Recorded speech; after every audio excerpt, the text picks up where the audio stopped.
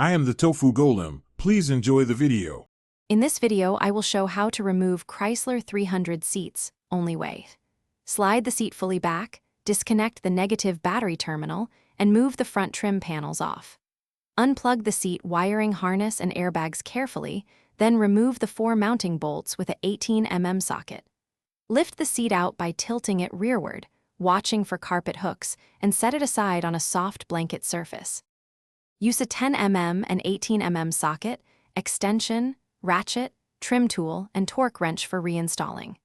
Keep the negative battery disconnected for at least 1 minute to avoid airbag faults. Label harness connectors with tape, take photos for orientation, and inspect mounting rails for rust or debris. Wear gloves and work slowly to avoid ripping upholstery or damaging sensors. Double-check seat movement and electrical function before final torque reinstallation step. If you are finding this helpful, please subscribe and like to support the channel. Quick recommendation: stay hydrated anywhere with the Owala water bottle. It keeps drinks cold, fits most cup holders, and is great for long detailing sessions in the garage. Check the description for the link and other deals, and consider grabbing one for workshop use. Thanks for supporting. Now let's get back to the video.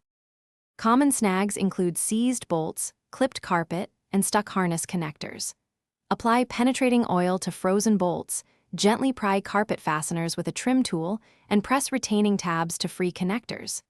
If an airbag light appears, reconnect battery and cycle ignition after 2 minutes, or consult a dealer for diagnostics. Keep track of bolt lengths and replace any stripped hardware. Take your time and ask for a helper when lifting heavy seats to avoid injury. Thanks for watching. Consider subscribing if we helped you today.